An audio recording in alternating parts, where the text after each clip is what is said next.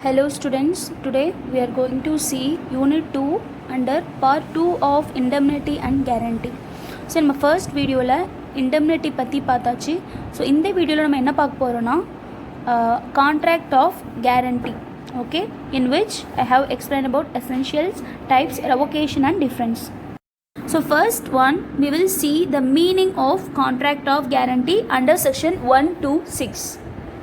So a contract of guarantee means it is such a contract, okay. In this contract, a person have to perform the promise in a right time, or we can say he should discharge his liability in a correct time. Contract of guarantee அப்படின்னா என்னென்னா, ஒரு person கான்ட்ராக்டில் என்ன promise பண்ணியிருந்தாங்களோ அந்த ப்ராமிஸை கரெக்டான time வரப்போ அதை அந்த ப்ராமிஸை வந்து கம்ப்ளீட் பண்ணணும், பெர்ஃபார்ம் பண்ணணும், நிறைவேற்றணும், ஓகேவா? அப்படி இல்லைன்னா நம்ம எப்படி சொல்லலாம்னா, discharge the liability of a third person in case of is default, ஓகேவா? ஒரு பர்சன் அந்த ப்ராமிஸை கம்ப்ளீட் பண்ணாமல் இருக்கிறப்போ, ஓகே, தேர்ட் பர்சன் என்ன பண்ணுவாங்க, உள்ளே வந்து அந்த ப்ராமிஸை பெர்ஃபார்ம் பண்ணுவாங்க. அப்போ ஃபஸ்ட் பர்சன் யார், செகண்ட் பர்சன் யார், தேர்ட் பர்சன் யார் அப்படின்னு உங்களுக்கு கண்டிப்பாக தெரியணும் கான்ட்ராக்ட் ஆஃப் கேரண்டி பொறுத்த வரைக்கும். So a person who gives the guarantee is known as the surety. எந்த பர்சன் வந்து கேரண்டி கொடுக்குறாங்களோ, இவங்களுக்கு பதிலாக நான் வந்து பே பண்ணுறேன், இவங்க வந்து பே பண்ணலன்னா அவங்களுக்கு பதிலாக நான் பே பண்ணுறேன் அப்படின்னு கேரண்டி கொடுக்குறாங்க பார்த்தீங்களா, அவங்க தான் வந்து ஷூரிட்டின்னு சொல்லுவோம். ஸோ அவங்க தான் யாருன்னா third party, okay. The guaranteed person or surety person is called the third party. Next பார்த்தீங்கன்னா, the person in respect of whom the guarantee is given is known as the principal debtor. அந்த guarantee கொடுக்குறாங்க பார்த்தீங்களா, அந்த person, third person, யாருக்காக அவங்க guarantee கொடுக்குறாங்களோ அவங்க தான் யார் அப்படின்னா பிரின்சிபல் டெட்டார், ஓகே.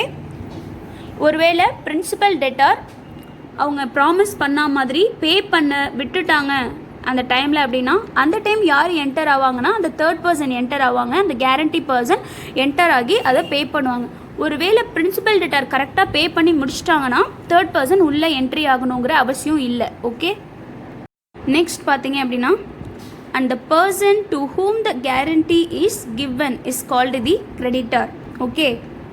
ஸோ எந்த பர்சன் கிட்ட கேரண்டி அப்படின்னு சொல்கிறாங்களோ, அதாவது இப்போ கேரண்டி கொடுக்குறாங்க பார்த்தீங்களா தேர்ட் பர்சன், அவங்க என்ன சொல்லுவாங்கன்னா, பிரின்சிபல் டெட்டாருக்காக ஒருவேளை அவங்க பிரின்சிபல் டெட்டார் பே பண்ணல அப்படின்னா அந்த மணியை, அந்த அமௌண்ட்டை நான் வந்து பே பண்ணுறேன் அப்படின்னு என்ன பண்ணுவாங்க, அந்த ஷூரிட்டி கிரெடிட்டார் கிட்ட சொல்லுவாங்க, ஓகே.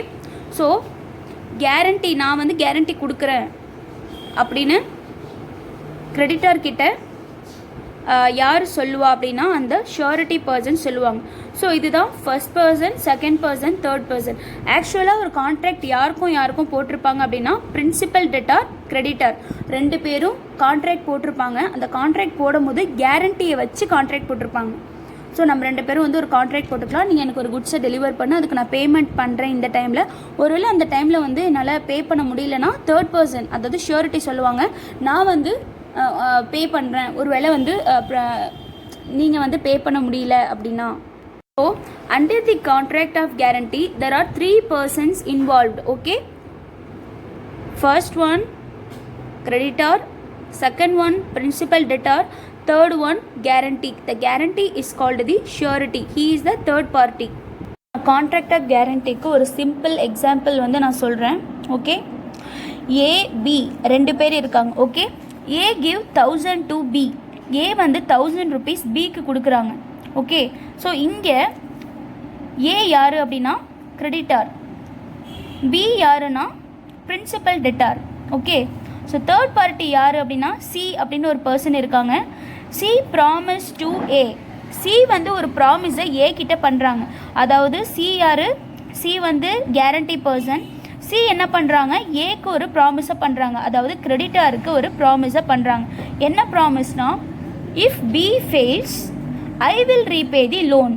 ஒருவேளை பி வந்து அந்த பணத்தை பே பண்ணல, 1000 rupees பே பண்ணலன்னா, அதாவது பிரின்சிபல் டெட்டார் 1000 rupees பே பண்ணலன்னா அந்த 1000 rupees நான் வந்து பே பண்ணுறேன் அப்படின்னு ஷூரிட்டி வந்து கிரெடிட்டார் கிட்ட சொல்கிறாங்க. Okay, so here A is the creditor, B is the principal debtor and C is the guarantor. So guarantor is the surety person, he is the third party. Okay, let's see the essentials of valid contract.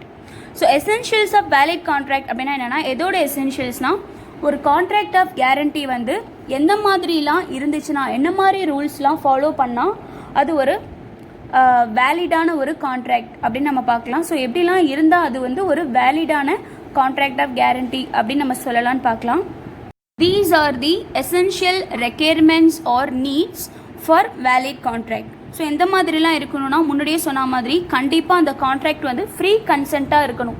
Okay, அவங்களே வந்து அது வந்து accept பண்ணியிருக்கணும், ஒத்துருந்துருக்கணும். யாரையும் கோயர்ஷியன் பண்ணியோ thread பண்ணியோ compel பண்ணியோ ஒரு கான்ட்ராக்டை போட வச்சுருக்கக்கூடாது, கம்பல் பண்ணி கேரண்டி கொடுக்க வச்சுருக்கக்கூடாது. ஓகே, இந்த இடத்துல கன்சிடரேஷன் இருக்கணும். அந்த கன்சிடரேஷன் லீகலாக இருக்கணும். என்ன கன்சிடரேஷன்னா, இப்போ வந்து ஏ வந்து பிக்கு ஒன்று கொடுக்குறாங்கன்னா பி ஏக்கு திரும்பவும் ஒன்று கொடுக்கணும். அதான் consideration. That is called something in return. Okay, next one lawful object. So இது எல்லாமே முன்னாடி உள்ள வீடியோஸில் நம்ம எக்ஸ்பிளைன் பண்ணியாச்சு. லாஃபுல் ஆப்ஜெக்ட் அப்படின்னா என்ன அவங்க கான்ட்ராக்ட் போடுறாங்களோ அந்த ஆப்ஜெக்ட் வந்து லீகலாக இருக்கணும். இல்லீகலான ஒரு விஷயத்துக்கு ஒருத்தவங்களை வந்து ஃபைட் பண்ணுறதுக்கோ இல்லை ஒருத்தவங்களை வந்து கில் பண்ணுறதுக்கோ அந்த மாதிரிலாம் போட்டால் அது வந்து ஒரு இல்லீகலான ஒரு அக்ரிமெண்ட். ஓகே, நெக்ஸ்ட் பார்த்தீங்கன்னா கம்பீட்டன்சி ஆஃப் தி பார்ட்டிஸ். கண்டிப்பாக அது ரொம்ப ரொம்ப இம்பார்ட்டன்ட் எசென்ஷியல் எலிமெண்ட்ஸ். ஏன்னா கம்பீட்டன்ட் பர்சன் கூட மட்டும்தான் கான்ட்ராக்ட் வச்சுக்கணும். ஒரு லுனாட்டிக் கூடயோ இல்லை ஒரு மைனர் கூடயோ வந்து அன்சோன் பர்சன் அந்த மாதிரி பர்சன்ஸ் கூட கான்ட்ராக்ட் வச்சுருந்தா அது கண்டிப்பாக ஒரு வாய்டான ஒரு agreement. Void means illegal. So இந்த மாதிரி எசென்ஷியல்ஸ் எல்லாமே ப்ராப்பராக ஃபாலோ பண்ணி இருந்தால் மட்டும்தான் அது வந்து ஒரு வேலிடான ஒரு கான்ட்ராக்ட். ஓகே, இந்த இடத்துல கான்ட்ராக்ட் ஆஃப் கேரண்டியை பொறுத்த வரைக்கும் there is no direct consideration between surety and creditor. நார்மலான கான்ட்ராக்ட் பார்த்தீங்கன்னா 2% இருந்தாங்கன்னா அவங்களுக்கு டைரக்ட் கான்ட்ராக்ட் இருக்கும். ஓகே, ஸோ டைரெக்டாக வந்து நீங்கள் எனக்கு டெலிவரி பண்ணிங்கன்னா நான் உனக்கு பே பண்ணிவிடுவேன் அப்படிங்கிற டைரக்ட் கான்ட்ராக்ட் இருக்கும். பட் கான்ட்ராக்ட் ஆஃப் கேரண்டியை பொறுத்த வரைக்கும் 3 பார்ட்டிஸ் இருப்பாங்க. முன்னாடியே சொல்லியிருக்கேன் யார் யாருன்னு. Principal debtor, creditor, surety. So இந்த இடத்துல யாருக்கும் டைரக்ட் கான்டாக்ட் கிடையாது அப்படின்னா ஷூரிட்டி அண்ட் கிரெடிட்டார். ஏன்னா ஆக்சுவலாக யாரும் தான் வந்து கான்ட்ராக்ட் போட்டிருப்பாங்க, பிரின்சிபல் டெட்டாரும் கிரெடிட்டாரும். ஒருவேளை பிரின்சிபல் டெட்டார் அவங்க வந்து கரெக்டான டைமில் பே பண்ணாமல் விட்டுட்டாங்கன்னா அந்த டைமில் தான் யார் என்டர் ஆவாங்க, தேர்ட் பர்சன், கேரண்டி பர்சன், அதாவது ஷூரிட்டி பர்சன் அப்படிங்கிறவங்க என்டர் ஆகி அவங்களோட லைபிலிட்டியை இவங்க கம்ப்ளீட் பண்ணுவாங்க. ஷூரிட்டி பர்சன் வந்து கிரெடிட்டாருக்கு கம்ப்ளீட் பண்ணுவாங்க. ஸோ கான்ட்ராக்ட் ஆஃப் கேரண்டி பொறுத்த வரைக்கும் direct contract is between the principal debtor and creditor. Indirect contract is between the surety and creditor. Okay, let's see the types of guarantee. Under there are 2 types. First one specific guarantee and second one continuing guarantee. Let's see the specific guarantee first. This specific guarantee is also known as simple guarantee because as its name implies, a guarantor or a surety person extends to a single transaction or he give guarantee to only a single debt. That is why it's called the specific or simple guarantee. அதாவது specific கேரண்டியை பொறுத்த வரைக்கும் ஒரு guarantor, அதாவது ஒரு surety person, அதாவது third person. Okay, அவங்க என்ன பண்ணுவாங்க, ஒரே ஒரு டெட்டுக்கு மட்டும்தான் கேரண்டி கொடுப்பாங்க. ஓகே, பிரின்சிபல் டெட்டார் பே பண்ண வேண்டிய ஒரு டெட்டுக்கு ஒரே ஒரு டெட்டுக்கு மட்டும்தான் கிரெடிட்டார் கிட்ட நான் பே பண்ணுன்னு சொல்லியிருப்பாங்க. ஃபார் எக்ஸாம்பிள், இப்போ பிரின்சிபல் டெட்டார் 2 இடத்துல கடன் வாங்கியிருக்காங்கன்னு வச்சுக்கோங்க. ஓகே, ஏதாவது ஒரு இடத்துல மட்டும்தான் என்ன பண்ணியிருப்பாங்க, கேரண்டி கொடுத்துருப்பாங்க. இன்னொரு இடத்துல அவங்க வாங்கின பணத்துக்கு வந்து யார் பே பண்ணணும்னு அவசியம் கிடையாது, இந்த ஷூரிட்டி பர்சன் பே பண்ணுங்கிற அவசியம் இல்லை. Here, a specific guarantee once given is irrevocable. So, automatically, it comes to an end as soon as the liability under the transaction end. அந்த டிரான்சாக்ஷனுக்கு அந்த கேரண்டி அப்படிங்கிறது ஒருவேளை பிரின்சிபல் டெட்டார் பே பண்ணிட்டாங்கன்னா கேரண்டார் கேரண்டி பண்ணுங்கிற அவசியம் இல்லை, அதோடு அந்த கான்ட்ராக்ட் முடிஞ்சிடும். ஒருவேளை அவங்க கேரண்டி பண்ண அந்த கான்ட்ராக்டில் பிரின்சிபல் டெட்டார் வந்து கரெக்டாக பே பண்ணாமல் இருந்தாங்கன்னா இவங்க என்ன பண்ணணும், தேர்ட் பார்ட்டியாக ஷூரிட்டி பர்சன் போயிட்டு எவ்வளோ அமௌண்ட் வந்து கேரண்டி கொடுத்தாங்களோ அந்த அமௌண்ட்டை பே பண்ணணும். ஓகே, ஸோ நல்லா ஞாபகம் வச்சுக்கோங்க, இந்த சிம்பிள் கேரண்டி ஒரு ஸ்பெசிஃபிக் கேரண்டியை பொறுத்த வரைக்கும் ஒரே ஒரு டிரான்சாக்ஷனுக்கு மட்டும்தான் கேரண்டி கொடுப்பாங்க. Okay, next one continuing guarantee. So continuing guarantee அப்படின்னா என்னென்னா, நிறைய கேரண்டி, அதாவது இப்போ ஒரு பர்சன் வந்து நம்பர் ஆஃப் பர்சன் கிட்ட கடன் வாங்கியிருக்காங்க அப்படின்னா, ஸோ என்ன பண்ணுவாங்க, அந்த கேரண்டார் இருக்காங்க பார்த்தீங்களா, அவங்க எல்லாருக்குமே வந்து கேரண்டி கொடுத்துருப்பாங்க. We can say this continuing guarantee is just like a standing offer, because in which it is accepted by the creditor every time a subsequent transaction takes place. Okay, see an example for continuing guarantee. So continuing கேரண்டிக்கு ஒரு example பார்க்கலாம். Okay, ஏ என்ன பண்ணுறாங்க, ஏ B C அப்படின்னு 3 persons இருக்காங்க. இந்த இடத்துல PC அப்படிங்கிற 2 பர்சனை ஃபஸ்ட் நம்ம பார்க்கலாம். ஓகேவா, ஸோ பி என்ன பண்ணுறாங்க, ரெண்ட்டை கலெக்ட் பண்ணுறதுக்காக பிக்கு வந்து ஒரு ஹோம் இருக்குது, அதை வந்து அது ரெண்ட்டுக்கு விட்டுருக்காங்க. ஓகேவா, ஸோ இந்த பி என்ன பண்ணுறாங்க, அந்த ரெண்ட்டை கலெக்ட் பண்ணுறதுக்காக ஒரு ஆளை வந்து போடுறாங்க, ஒரு பர்சனை வந்து போடுறாங்க. ஓகே, ஸோ அதுதான் யாருன்னா சி. ஓகேவா, ஸோ பி என்ன சொல்கிறாங்க சி கிட்டனா, நீ மந்த்லி எனக்கு வந்து ரெண்ட்டை வந்து கலெக்ட் பண்ணி கரெக்டாக எனக்கு கொடுத்துடணும், மந்த்லி ரெண்ட்டு 5000, அந்த ரெண்ட்டை கரெக்டாக கலெக்ட் பண்ணி கொடுக்கணும் அப்படின்னு பி வந்து சி கிட்ட சொல்லிடுறாங்க. ஓகேவா, ஸோ அந்த மாதிரி பியும் சியும் இருக்கிறப்போ யார் வந்து கேரண்டி இதுக்கு கொடுக்குறாங்க அப்படின்னா, சிக்கு யார் கேரண்டி கொடுக்குறாங்க அப்படின்னா ஏ. So A is the கேரண்டார். ஏ என்ன சொல்கிறாங்க பி கிட்டனா, ஒருவேளை சி நீங்கள் சொன்ன மாதிரி ரெண்ட்டு கலெக்ட் பண்ணி கொடுக்கல, மணி கொடுக்காம விட்டுறாங்கன்னா அதுக்கு நான் லைபிள், அந்த அமௌண்ட்டை நான் உங்களுக்கு பே பண்ணுறேன் அப்படின்னு சொல்கிறாங்க. ஸோ அப்போது இது கண்டினியூவிங் கேரண்டி. மந்த்லி என்ன பண்ணி ஆகணும், கண்டிப்பாக சி ரெண்ட்டை கலெக்ட் பண்ணி கொடுக்கணும். ஒருவேளை பண்ணல அப்படின்னா ஏ இஸ் லைபிள். ஓகே, ஸோ அந்த டைமில் தான் ஏ என்ன பண்ணணும், அதாவது ஏ கேரண்டார். ஓகேவா, ஏ வந்து அதுக்கான அமௌண்ட்டை பிக்கு வந்து கொடுக்கணும். இந்த இடத்துல பி யாருன்னா எந்த போஸ்ட்டில் இருக்காங்கன்னா கிரெடிட்டர். ஓகே, சி அப்படிங்கிறவங்க டெட்டார், ஏ அப்படிங்கிறவங்க surety guarantor. Okay, next one we will see what is invalid guarantee. So எதெல்லாம் வந்து நம்ம இன்வேலிட் கேரண்டி அப்படின்னு சொல்லுவோன்னு பார்க்கலாம். So all the essential elements of contract should be fulfilled for valid thing. Okay, so ஏதாவது ஒரு invalid இருந்துச்சு அப்படின்னா கண்டிப்பாக அது வந்து ஒரு வாய்டுன்னு நம்ம முன்னாடியே சொன்னோம். ஸோ கேரண்டி பண்ணுறப்போ ரெப்ரசன்டேஷன் வந்து மிஸ் ரெப்ரசன்டேஷனாக இருந்துச்சுன்னா அது கண்டிப்பாக வந்து இன்வேலிட் கேரண்டி தான். So a guarantee obtained or received from a person by means of misrepresentation is completely invalid contract or invalid guarantee under contract. ஒரு பர்சன் ஒரு கான்ட்ராக்டுக்கு, அதாவது டெட்டாருக்கும் கிரெடிட்டாருக்கும் நடுவில் கேரண்டி அப்படிங்கு கொடுக்க வரப்போ, ஷூரிட்டி கொடுக்க வரப்போ கம்ப்ளீட்டாக எல்லா விஷயத்தையும் எக்ஸ்பிளைன் பண்ணணும். என்னென்னலாம் கேரண்டாராக இருக்கிறதுக்கு எக்ஸ்பிளைன் பண்ணணுமோ அது எல்லா சப்ஜெக்ட் மேட்டரையும் ப்ராப்பராக ஃப்ராட் பண்ணாமல் எக்ஸ்பிளைன் பண்ணால் மட்டும்தான் அந்த கேரண்டார் கேரண்டி கொடுக்கலாம். ஒருவேளை பொய் சொல்லி மிஸ் ரெப்ரசன்டேஷன் பண்ணி அவங்கள கேரண்டாராக நம்ம இந்த கான்ட்ராக்டுக்கு வர வைக்கணும் அப்படிங்கிறதுக்காக ஏதாவது பொய் சொல்லியிருந்தால் கண்டிப்பாக என்ன பண்ணிக்கலாம், அந்த கேரண்டார் கேரண்டி கொடுத்தபடி அந்த பேமெண்ட் கொடுக்கணுங்கிற அவசியம் கிடையாது. ஸோ எல்லாமே லீகலாக இருந்தால் மட்டும்தான் அது valid one. Okay, misrepresentation பண்ணியிருந்தாங்கன்னா it is invalid. Then the guarantor can free from liable from the contract. Next one, concealment. Concealment is always voidable one. If anybody hide any subject matters to the guarantor or surety, then the guarantee contract will completely a voidable one. If a creditor obtain the guarantee by means of hiding of any fact, then the contract of guarantee completely a invalid one. So எதையுமே மறைக்கக்கூடாது. ஒரு விஷயத்தை மறைச்சி அவங்க guarantee கொடுக்க வச்சாங்க ஒரு creditor அப்படின்னா அது கண்டிப்பாக ஒரு இன்வேலிட் கேரண்டி. ஸோ அந்த டைமில் கேரண்டார் அவங்க கேரண்டி பண்ணால் மட்டும் கொடுக்கணுங்கிற எந்த ஒரு அவசியமும் கிடையாது. Next one not joining by co surety.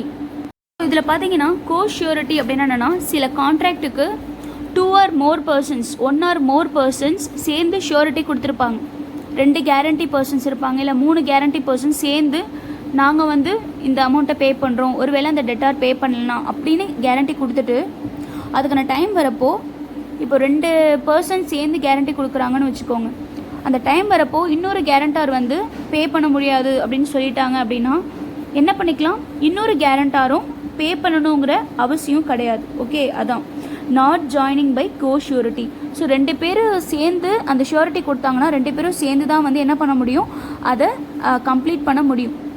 ஒருவேளை 2 பர்சன்ஸ் வந்து கேரண்டி கொடுத்துட்டு அந்த டைம் வரப்போ ஒரு பர்சன் அதுலேருந்து ரெவோக் பண்ணிக்கிட்டாங்க பே பண்ணாமே அப்படின்னா இன்னொரு பர்சன் என்ன பண்ணிக்கலாம், the surety is discharged from his all liabilities. Okay, next one, revocation of continuing guarantee. So revocation of continuing guarantee அப்படின்னா என்னென்னா, நம்ம ஃபஸ்ட்டு பார்த்தோம் டைப்ஸில் சிம்பிள் கேரண்டி ஒரு specific guarantee and continuing guarantee. So simple கேரண்டினா ஒரே ஒரு கேரண்டி தான், ஒரே ஒரு டிரான்சாக்ஷனுக்கு மட்டும் கேரண்டி கொடுத்துருப்பாங்க. அந்த டிரான்சாக்ஷன் கம்ப்ளீட் ஆனதுக்கப்புறம் அந்த ஷூரிட்டி பர்சனோட லைபிலிட்டியும் அதோட முடிஞ்சிடும்.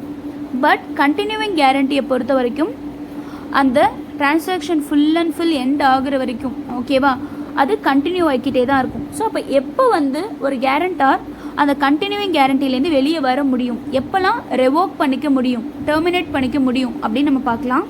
First one, by notice of revocation.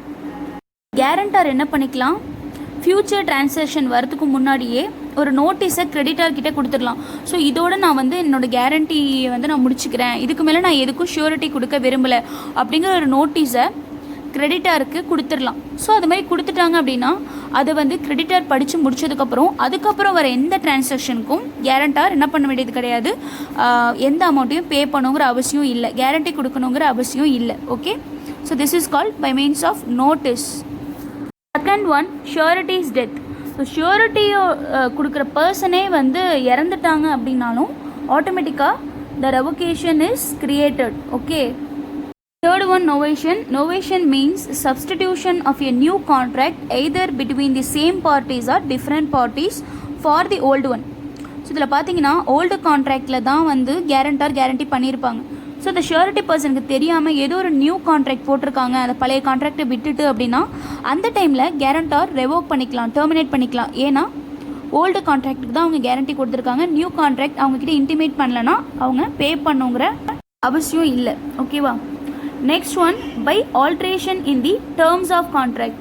அதாவது principal debtor, creditor, surety person, இந்த 3 பர்சனும் கான்ட்ராக்ட் மேக் பண்ணுறாங்க. ஓகே, மேக் பண்ணி முடித்ததுக்கு அப்புறமா என்ன பண்ணுறாங்க, அந்த கேரண்டாருக்கு தெரியாமல், அதாவது அந்த ஷூரிட்டி பர்சனுக்கு தெரியாமல் ஏதோ ஒரு ஆல்ட்ரேஷன் அந்த டேர்ம்ஸ் அண்ட் கண்டிஷன்ஸில் பண்ணுறாங்க.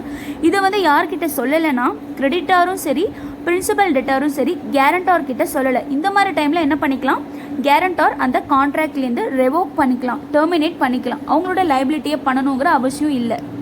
So next one, release or discharge of principal debtor. So இங்கே என்னென்னா பிரின்சிபல் டெட்டாருக்காக தான் கேரண்டாரே ஷூரிட்டி கொடுக்குறாங்க. இந்த டைமில் பிரின்சிபல் டெட்டாரே அவங்களோட டியூட்டிலேருந்து வெளியே வந்துட்டாங்க, அவங்களோட லைபிலிட்டிலேருந்து வெளியே வந்துட்டாங்க, கான்ட்ராக்டே முடிஞ்சிருச்சு, இல்லை பிரின்சிபல் டெட்டாரே வந்து கேன்சல் பண்ணிக்கிட்டாங்கன்னா ஆட்டோமேட்டிக்காக கேரண்டாரோட லைபிலிட்டியும் வந்து டெர்மினேட் ஆகிடும். Okay, next one, arrangement between principal debtor and creditor. இதில் பார்த்தீங்க அப்படின்னா பிரின்சிபல் டெட்டார் வந்து கரெக்டாக எல்லாமே வந்து பே பண்ணிட்டாங்க கிரெடிட்டாருக்கு அப்படின்னா யார் உள்ளே வரணுங்கிற அவசியம் இல்லை, தேர்ட் பார்ட்டியான ஷூரிட்டி பர்சன் உள்ளே வரணுங்கிற அவசியமே இல்லை. ஸோ அந்த இடத்துல ஆட்டோமேட்டிக்காக surety liability is revoked. Okay, next one, loss of security. So here loss means the loss arises because of carelessness or negligence of creditor. So here the security is lost due to an act of God or act of enemies of the state or unavoidable accident. The surety would not be discharged. Okay, but if the loss arises due to carelessness or negligence, the surety can discharge from all the liability. These are contract of guarantee, revocation, types, and essentials. Okay students, if you have any doubts, please ask your doubts in comment. Thank you.